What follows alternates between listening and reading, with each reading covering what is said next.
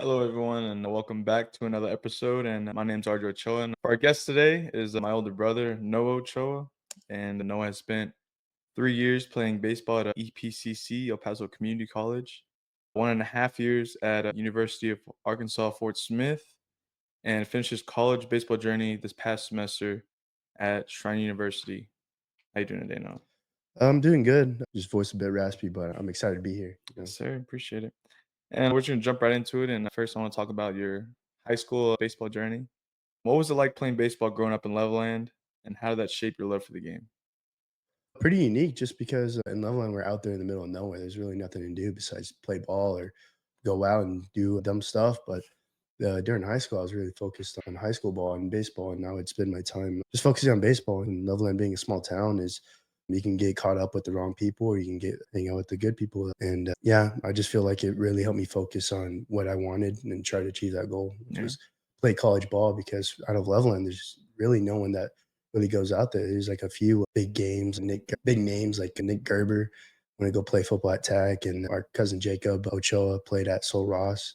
And I just wanted to be one of those lucky few to be able to go play collegiate baseball. Yeah. And it's kind of like our family, a big baseball family. So Yeah. we didn't really get to.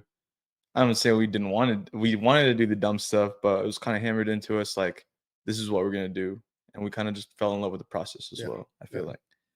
And looking back, what kind of player were you in high school? And what part of your game stood out the most? I was a very overconfident, cocky baseball player in high school just because, again, being a small town, being away from big city people, I really thought I was him. Trash talked here and there, but I feel like that's natural. But I really thought I'm going to get drafted. I'm going to go D1, this and that. But like I said, going into college, like, you got humbled real quick. But sorry, what was the last part though? And what part of the game stood out the most? So what do you Hitting for sure. hitting? Just BP. I was known just hitting, having good BP. My arm, it was very. I feel like it was probably my weakest part of my game, but I eventually fixed it later on through college. But yeah, I just love hitting the ball hard and hitting it far. But sometimes it just doesn't translate over to the game in the real game. And ladies and gentlemen, I just want to let you know this dude is still overconfident and thinks he's all that. But what was your recruitment process like after high school? And were there any challenges or decisions that stood out to you? No, not really. Just because I wanted to commit to a JUCO for sure before my senior year, before my season.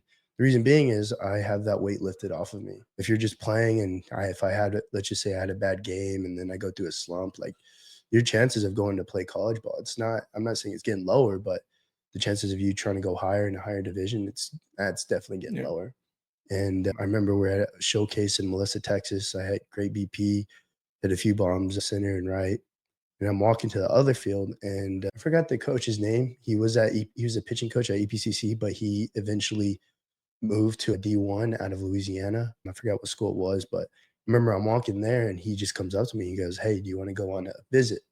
In front of a bunch of other players, and when you have a coach that tracks you down after you hit a round of BP, and the coaches are not allowed to talk to you yet. When he does that, that shows the big signs, and I don't know when that was just a great just motion towards me or image towards me of these guys. I was always told go where you want, where you're always wanted, Yeah. and I felt like I was really wanted there. And I had a few schools call me, especially D3s around the area. Some called dad asking, "Hey, if it doesn't work out at this school or this or that, you're always welcomed over Yeah. here." And so when I have that, like a safety net, which kind of had to use it. I don't know, it just felt safe. I wasn't really freaking out of, "Oh, if I mess up here, I'm done." Yeah. So it was very honestly at ease. I just Okay. wasn't really too worried. And you said you wanted to commit to a JUCO before your senior year. Why did you want to go the JUCO route instead of finding like a 4 year college somewhere and where you're cemented into that? At the showcases, you talk to a bunch of schools, D1 schools, and that's where you gotta realize even if they talk to you, it doesn't mean anything. Like I had some D1 schools talk to me and they're like, "Hey, this and that. We want you to go to the showcase. We want you to do this and that." I don't want to be the guy like, "Oh, I got a D1 talking to me." They're just interested. They just want to get a look at you. And so when I had a good talk to one of the coaches, I forgot what school, I think ACU, but I don't know if he's there anymore. He just told me you just don't have the size. You need a couple more years to develop. And that's why a bunch of people like me take a JUCO route. And JUCO, I feel like some JUCOs can definitely beat some D1s. Yeah. and it's dog eat dog in that division for sure. Yeah. Now let's talk about the next chapter, making that jump into college ball and what those early years look like for you. So what made you choose El Paso Community College to start your college career?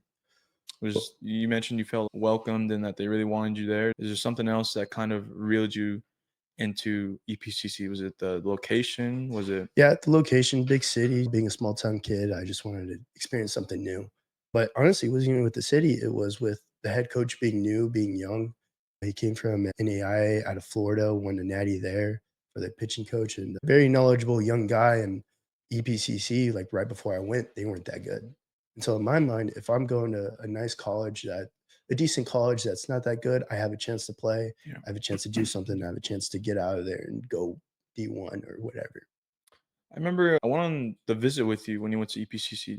Correct me if I'm wrong, but didn't they just get a new turf field as well? Yeah, they got a new turf field. A coach over there, Julian Susi, like he's doing a good job of upgrading, of getting new guys in there. Some guys getting drafted, some guys going to big D1 schools. I know we got a few guys in Houston pitching over there. Yeah. But yeah, he did a good job of upgrading the facilities and the field, especially the turf field. I honestly think that's one of the nicest fields I ever played on. Really? Around it, just needs some works, but that comes with time with baseball, with people coming with money because, like I said, that program wasn't as good when he found it, and he's making it a lot better place today. Good. How did JUCO ball challenge you both mentally and physically compared to high school?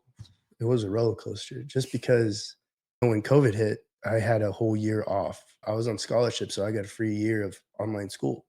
I took advantage of that, but just when you're sitting at home and you see your friends or your rivals from high school playing college ball, and I'm still home doing nothing, it really does something to you because that's what I felt like I was made to do is to play college ball, and I felt that was my calling. And I feel like many guys have that feeling, but once you're taken away from that world, it's what do I do now? Yeah. And then especially when COVID, you're not allowed to go out.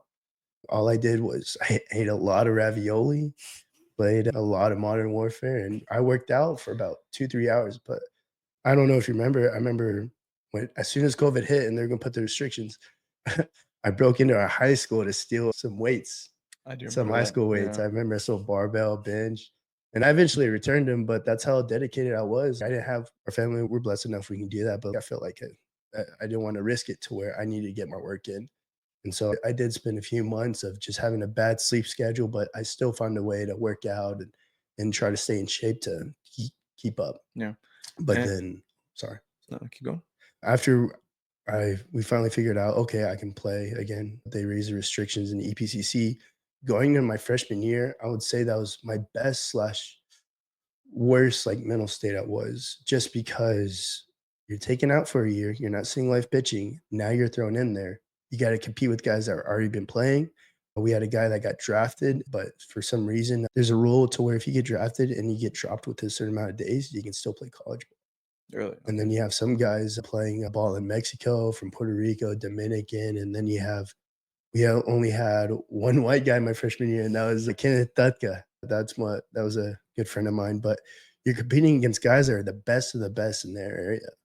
And you got guys good from a whole country, one from a big city, and you have me, small town kid that's overconfident that thinks they can do what he can do. And I remember I went in there as a third baseman catcher. I tried to, but coach sat me down. He was like, "Hey, dude, it's not going to work out there. I need you to learn the outfield." That was pretty eye opening for me, just because I was never an outfielder. Yeah. And I remember in fall ball, I'd make plays. I'd try to get a ball on the run, spin around and throw, and I would get laughed at. And it is what it is. But the coach saw, hey, like I really want it. And Yeah. I remember actually playing my freshman season. I was competing for a spot for right field, and I eventually won it. But then was doing really good. One weekend, I went 8 for 12, 2 bombs, 3 doubles. Finally won. I felt like I won the starting position. And the very next day, I had pulled my hamstring, and I was out for a whole month. That was actually probably one of the hardest times going through JUCO, just because I did what I needed to do. And I finally proved to everybody, hey, like I'm here to play. And that was taken away from me. And then we go into conference play, and I'm not the same anymore, just because I'm not as fast. Or you're seeing, like I said, we probably see a guy that throws 93 for sure, like once a weekend. Was And that a conference pretty competitive? that conference was insane, just because you're playing against guys against NMJC. Stanley Tucker. And I remember we played in MJC. That dude can swing it. He got, I think, drafted by the Red Sox. Really? Yeah. But you have guys out of Midland's always a powerhouse, Odessa, and MJC is for sure one. And then you have other guys like Nimi, Clarendon, like us, EPCC. But those are usually the powerhouses out of those conferences. But after my freshman season, coach told me to go play first base. I stayed the whole summer in El Paso learning how to play first with Omar Quintanilla. He was our assistant coach, and I honestly have a deep respect for him just because I think he actually taught me how to actually hit.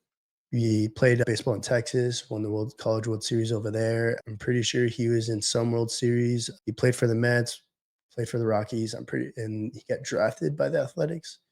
But I remember just working out with him in the summer almost every day, playing first, learning how to hit, had a great summer. And the fall comes around, just didn't have it. Was in a nasty slump. I was in a bad spot there, but in the beginning, I was doing good. I was like 3, 4 hole in the inter squads playing against other schools. And then in that winter, I hit a lot. I think one of the coolest things I could say was I hit with Ivan Melendez, this Hispanic Titanic, just a couple times, nothing too crazy. Talked to him a few times, but because his brother, Zach Melendez, he's up there in, I forgot where, some ranked NAI in Kansas. He's doing good over there. But I think that's really cool where JUCO allows you to do that, to play with guys that are brothers or somebody, or they'll bring somebody along and they're somebody or they're fixing to be somebody. Yeah. And then I think one of the coolest teammates I had was he's pretty sure he'll probably get drafted this year, but he's a team captain at Wichita State, starting catcher over there. That dude, he's something special too, for sure. So this is your first 2 years of college, and you keep talking about these guys who are drafted or these guys who are these powerhouse schools. And one thing I struggled with going into college was I was 17, 18 competing against guys who were 23, 24. Like that's intimidating. It's a big jump. And so that's really cool that JUCO allows you to meet all these people and have a network with the Hispanic Titanic. That's pretty big. But after spending 3 years there, what do you feel you gained most from your time at EPCC? Just the mentality of dog eats dog, man. Even though, like you say, like I played against these guys that are really good, this and that, I'll still throw my hat in the ring every time. Okay, like I'm better than, which I'm not, but I would like to Same have the mentality. mentality of it's a dog eat dog, because if I'm facing against Midland and they have a guy throwing 92, I can't go in there. I'm scared. I gotta have. I'm better than you. This is what I got. Let's go. Yeah. And so, just JUCO, you're playing at guys at high level also, but you're also playing with guys that, it's hard to say, like guys like me that are from small towns. They're trying to make a name for themselves. They're trying to be big. Some go off, some don't. And JUCO, it's when somebody's somebody for Yeah. sure. Just the way they play, just the way they walk.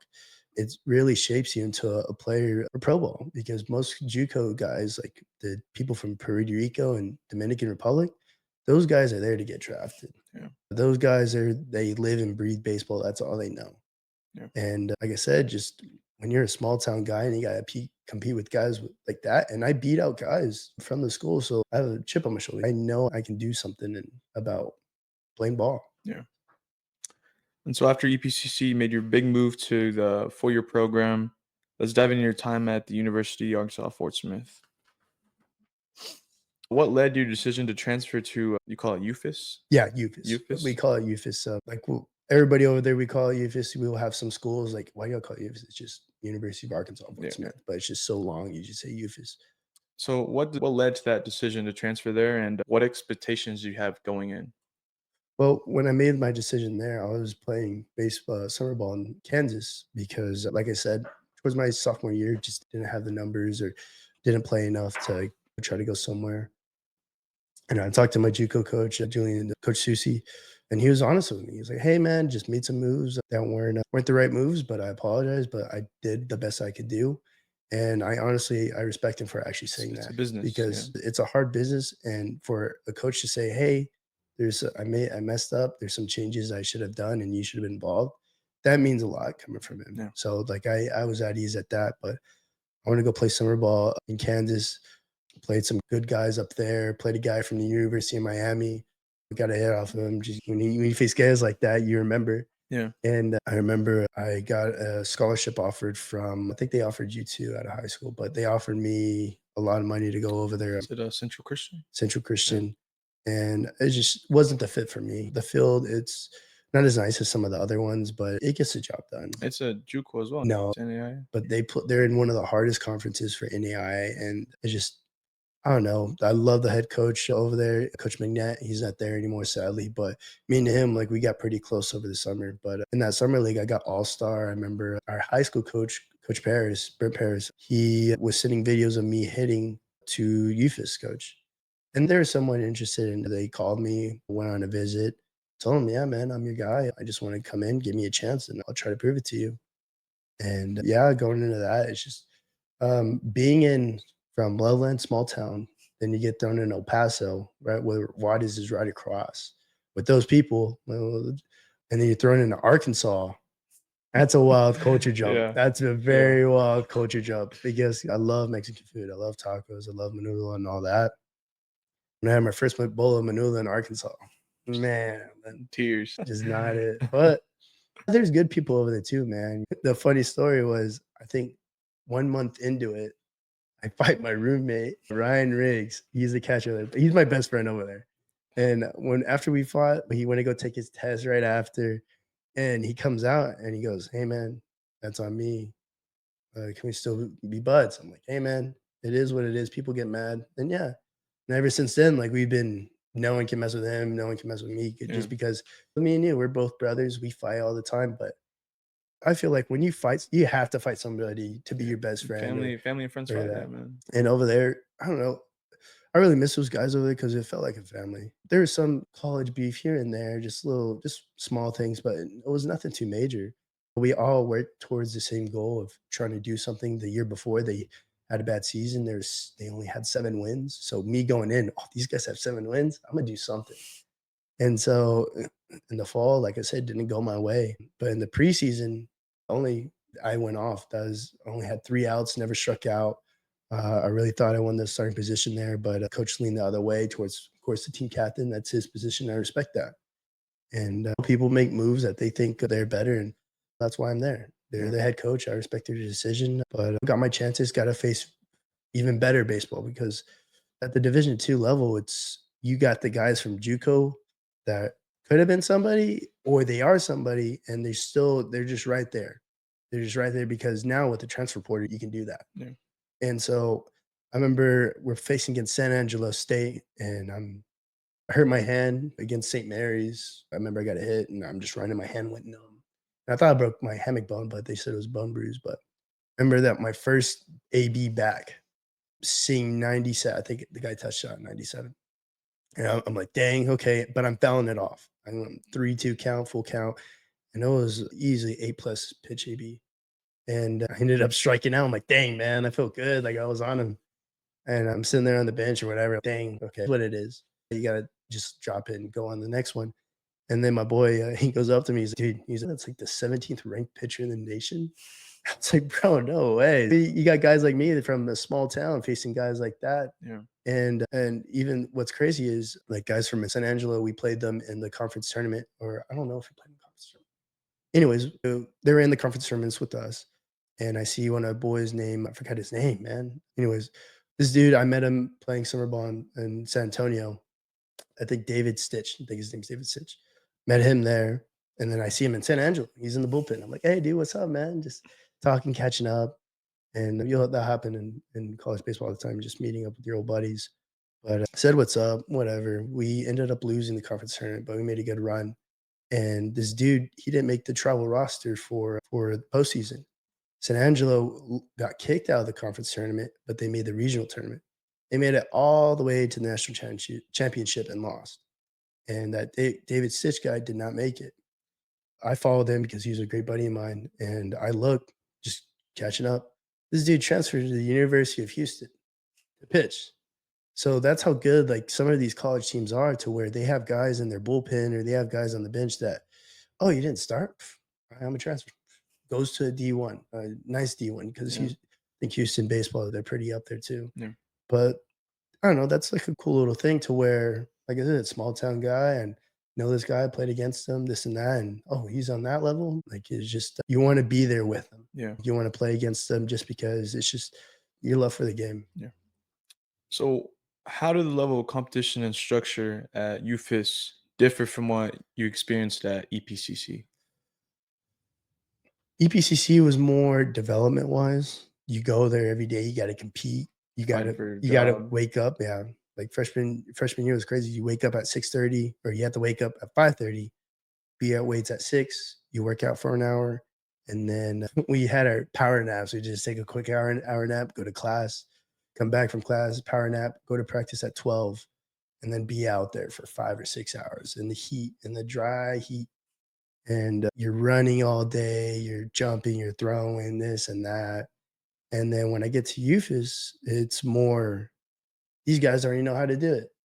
So we would show up, practice, let's say practice is at 1, you show up at 12:30, you warm up, you do your stretches you need to do when you get done. When coach walks on that field, we do the in and out and then we hit BP and we're done within 30 minutes. And then we'll do individual work. And so practice would probably be a good practice would be an hour and a half, 2 hours.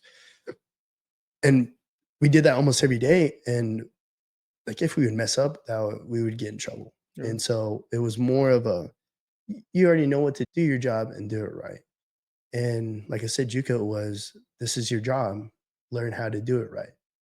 And so that was the biggest difference out of youth is the coach over there, Todd Holland. He's a unique person. Cut his hair, he could let me cut his hair sometimes, and I don't know. He's just a loud guy, and I feel like people love him for that. And he does a good job over there. He knows how to talk to people sometimes. Like he'll be your buddy, this and that. But when you mess up, he'll let you know. And if he thinks you can do a job better, he's gonna let you know. But Yeah. you ain't gonna like it. But that's what I miss about him, just because I don't know that I like people like that. They're just loud. And like I said, out of college baseball, you meet a bunch of unique, different people. Yeah. So A pretty unique turn, man. We ended up playing together my last year at Schreiner for your not final semester, but we'll get to that in a minute. Let's talk about that. I remember my last 4 years here, I was always kind of whispering in your ear, "Hey, man, like this doesn't work out," or "Hey, man, come over here to SU." I really wanted you to come here. I didn't never in a million years would I thought you would have transferred to play with me my senior year. yeah, me neither, man.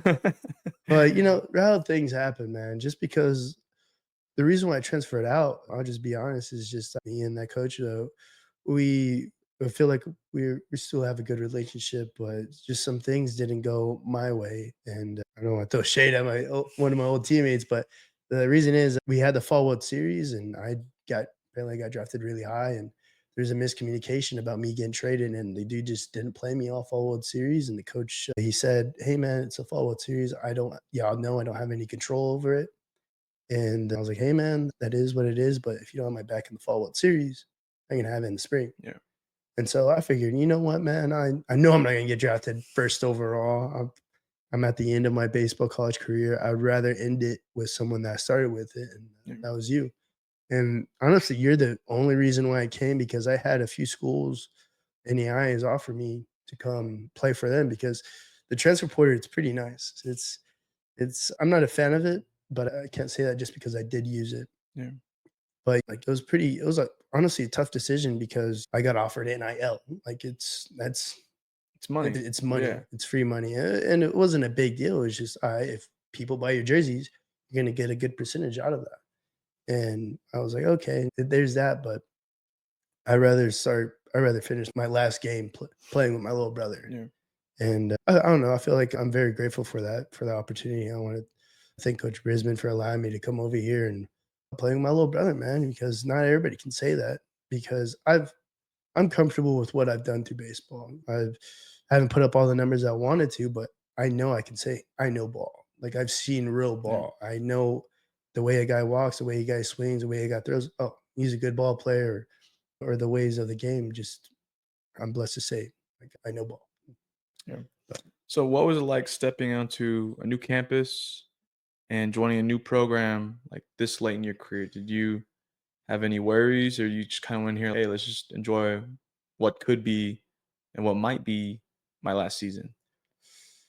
It was a very hard transition, and I feel like only gonna be a special person to do that. And for me, it just I think this place it's a very nice place. It's just it took me a little bit later to get adjusted to it because I always thought I would finish at my school and Fort Smith, and everything just went bad so last minute, and I'm still trying to catch up. Like I said, I'm going.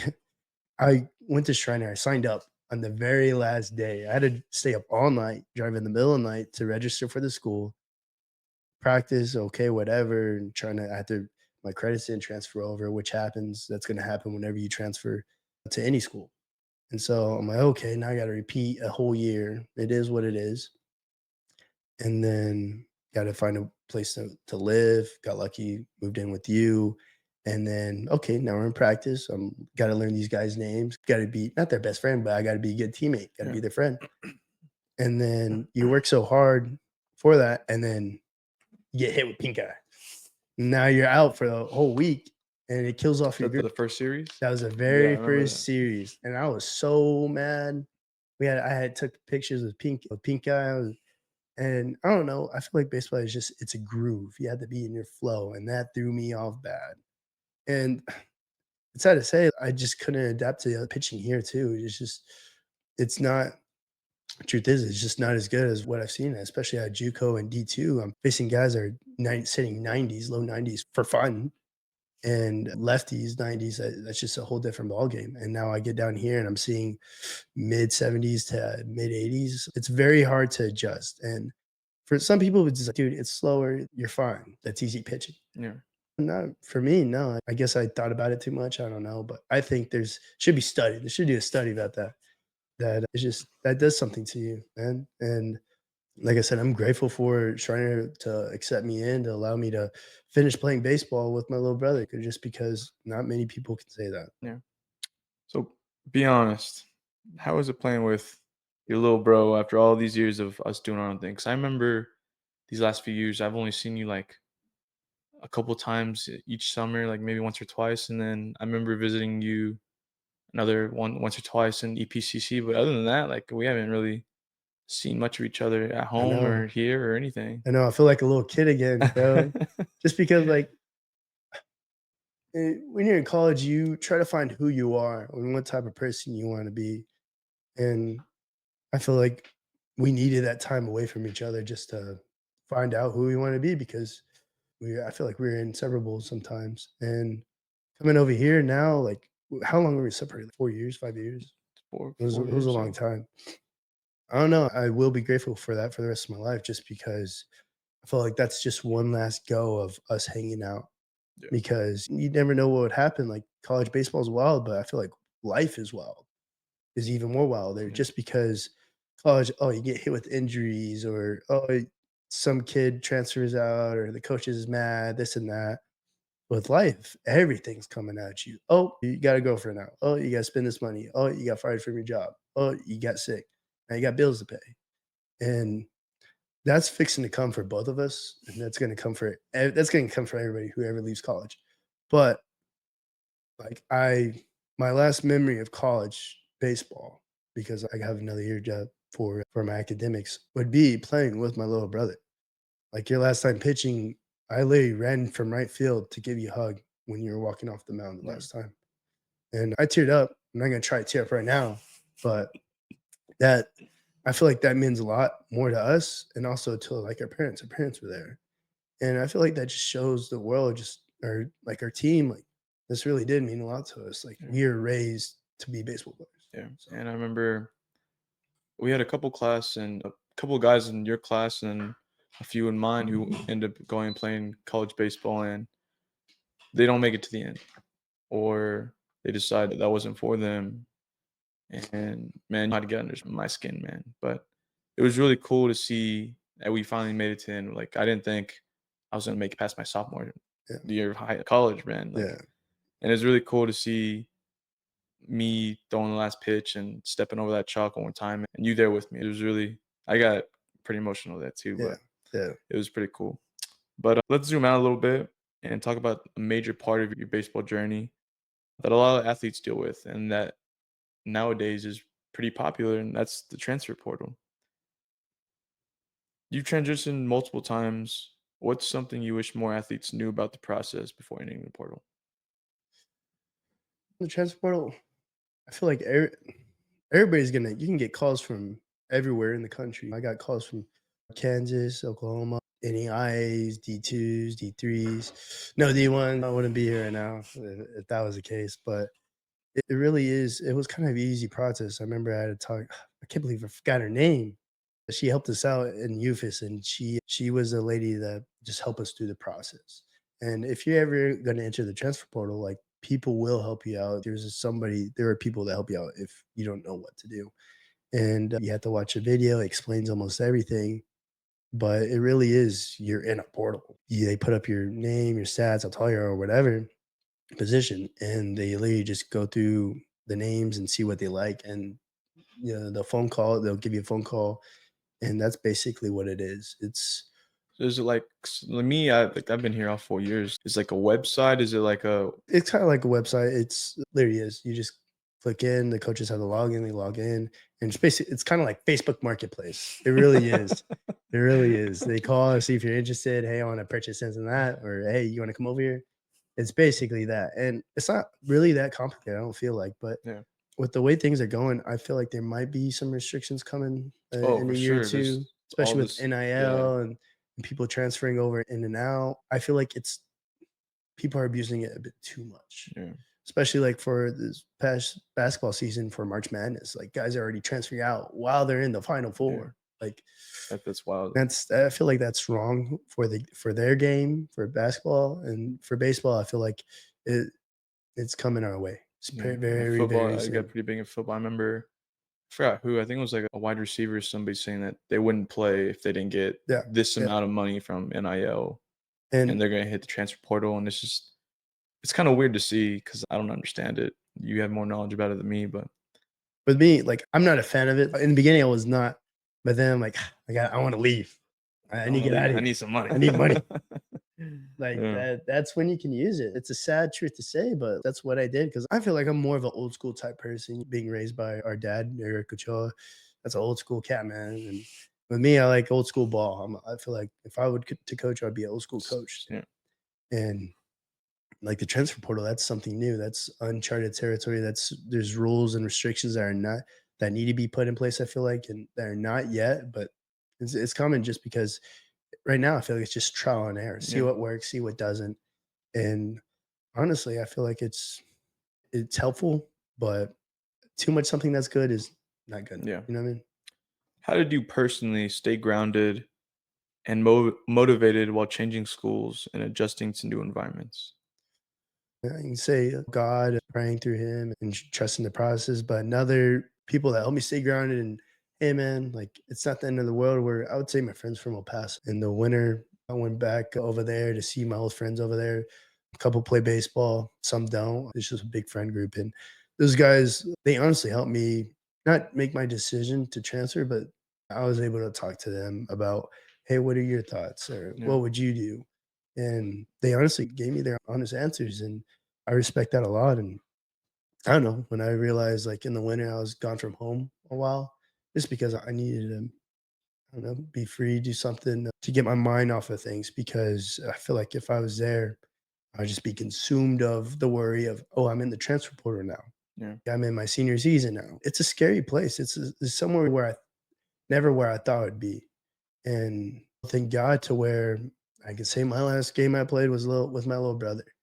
And I know I didn't have the greatest season here. It is what it is, but I no matter no the amount of hits that I could have hit here or would have hit here doesn't matter to me hugging my little brother on my last yeah. baseball game. What advice would you give to athletes using the portal who are unsure about their next step? Say that again, sorry.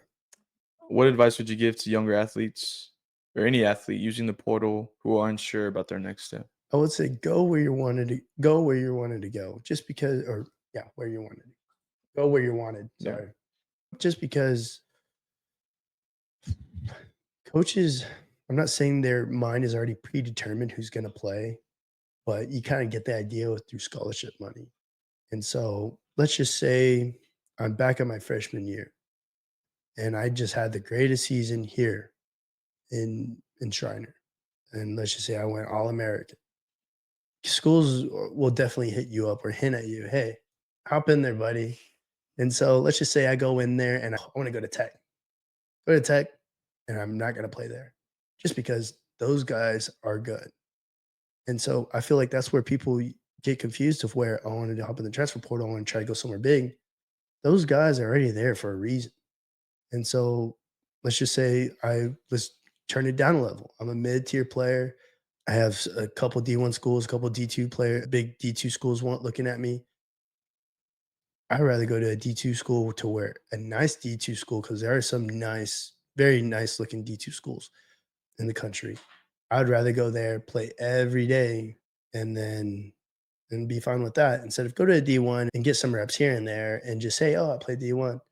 Because I feel like that's what most people want, is D1 or bust. But now with the transfer portal, you can every school's a JUCO. D3 is a JUCO, NAI is a JUCO, D2, even D1, it's a JUCO. To where you play a couple years, you put up the numbers, somebody's going to get you.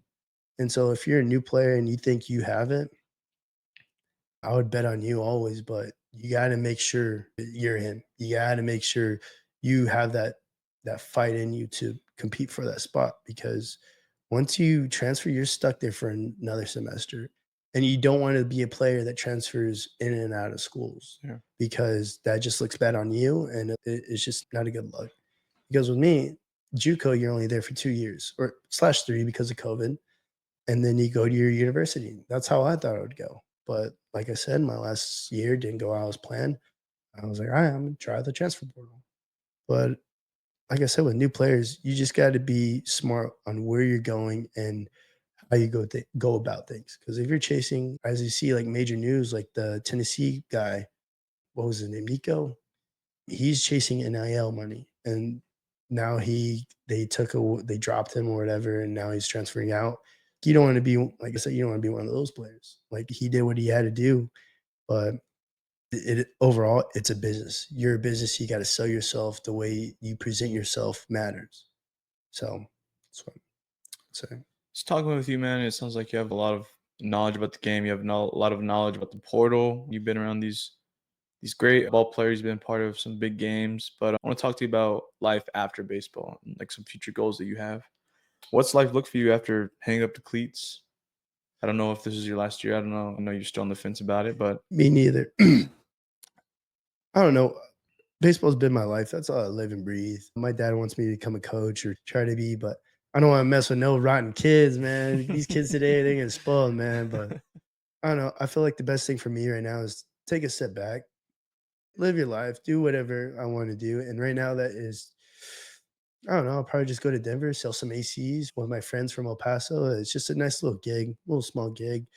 And it's just a new environment, a new place to where I can sit down and see what I want to do with my life. Because 18-year-old me right now, I thought I had a wife, some kids, be playing for the Red Sox. Nah, man, I was way off, man. But it is what it is, man. God has a plan. And so I don't know. If I fall in love with the game again, it could be tomorrow, could be next week, could be never.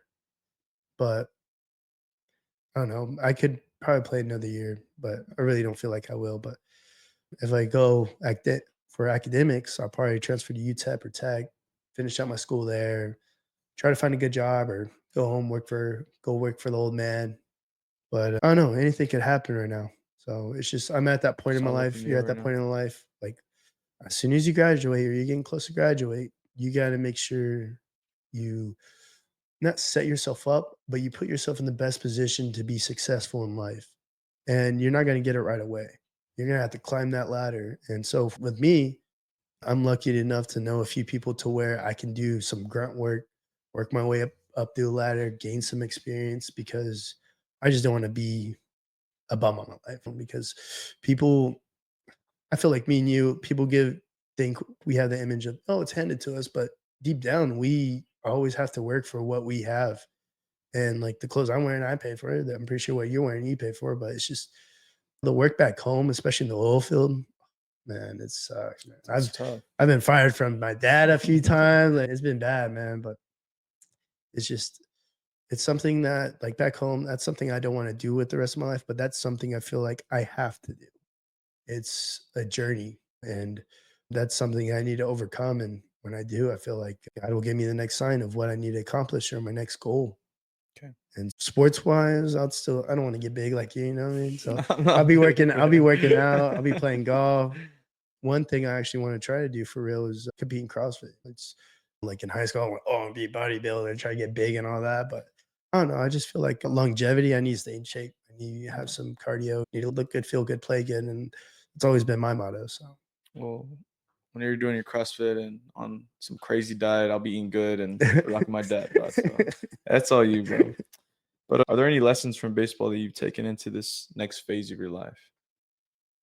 Yeah, there's plenty. It's just it sounds bad, but I feel like those are for me, you know what I mean? Baseball, it's a game of life.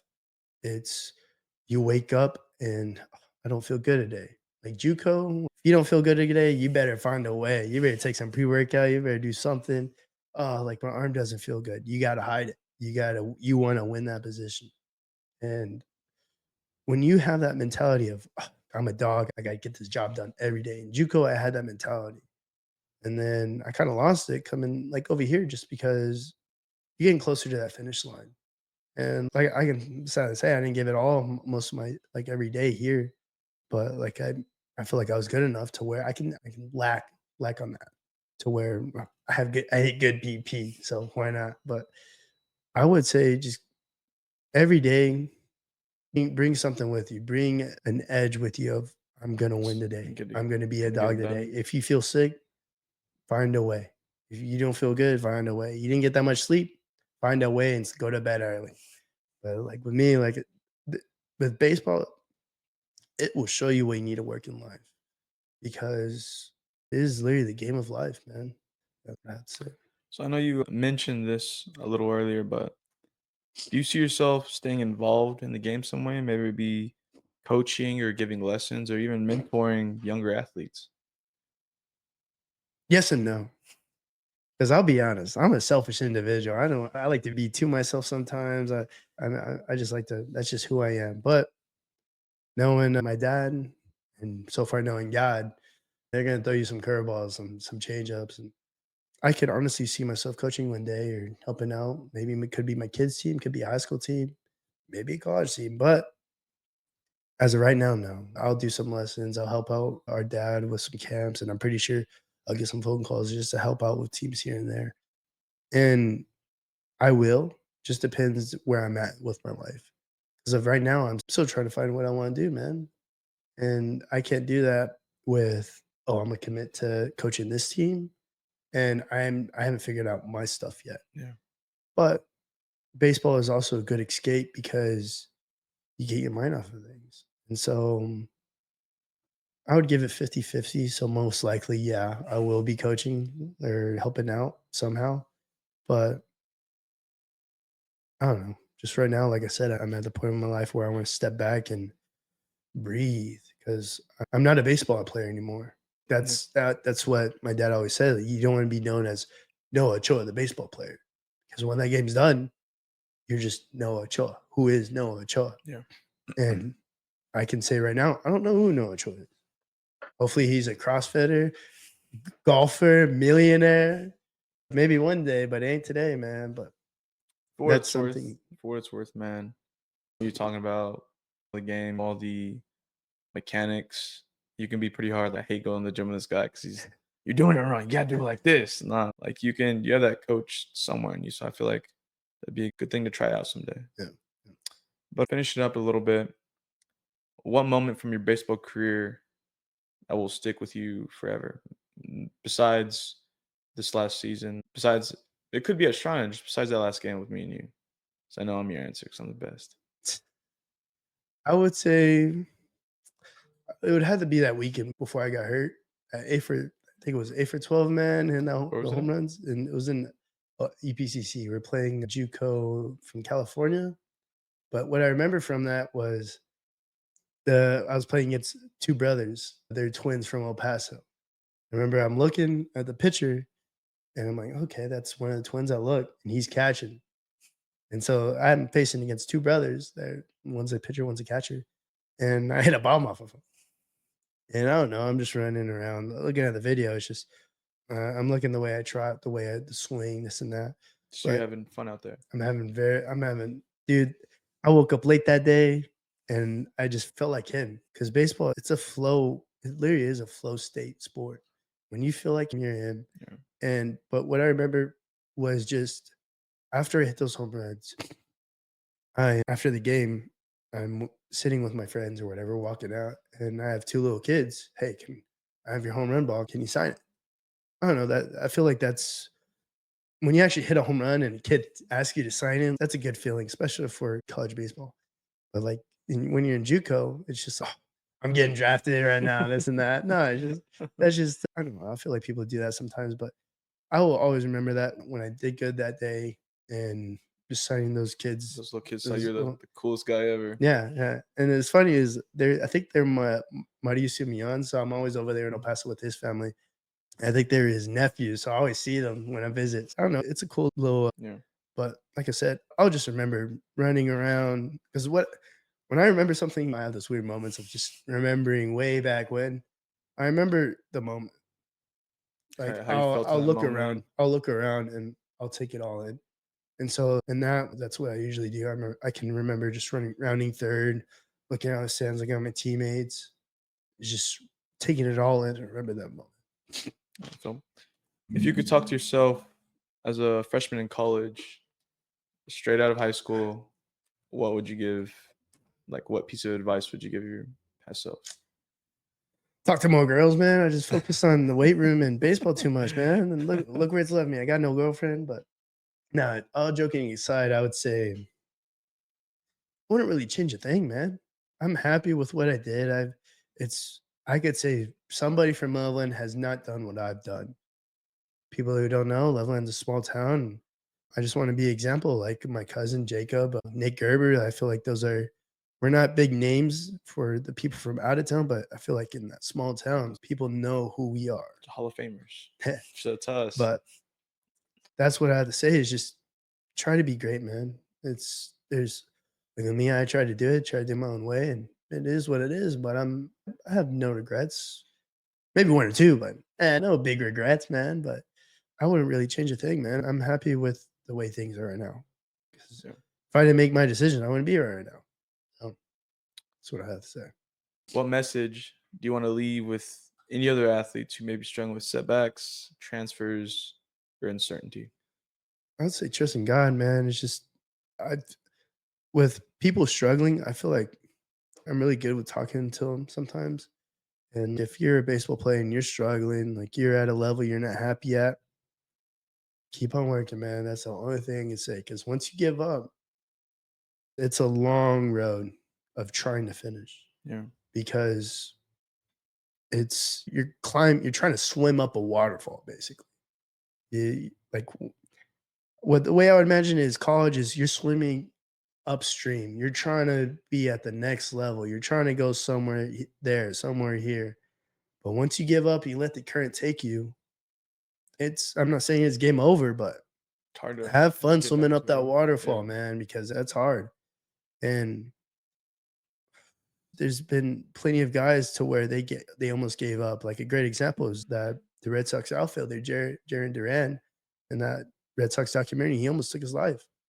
And thank God he didn't, but he finally went off in baseball. He did what he accomplished. He didn't give up. And with some people, like that's gonna happen.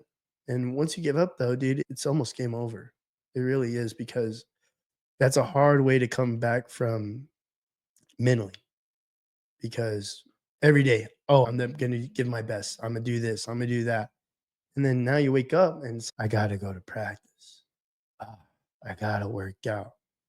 That's a very bad mental state to be in because you don't want it to feel like a job. You want to make it feel like your life and you want your life to be a good life. So that's what I would have to say. Yeah. So finishing up, man, I just want to thank you for coming on here with me. I know you're not the best talker, but Yeah. you did pretty good, and you've seen it all, man. So from JUCO to D2 to D3 and high school ball, like you have a lot of knowledge of the game. And one thing I've always looked up to is your work ethic, bro. You're always in the gym whenever I might be not in the gym doing other Yeah. things, but I appreciate you trying to help me out and trying to coach me up whenever I do come for you for help or advice. And Again, I want to thank the Texas Hill Country Podcast for you letting us use their studio. And I appreciate your story and hope you inspire younger athletes. And I'm glad that we had this last season, man. Thank you. Thank you. And until next Thank you, episode, bro. love you, man.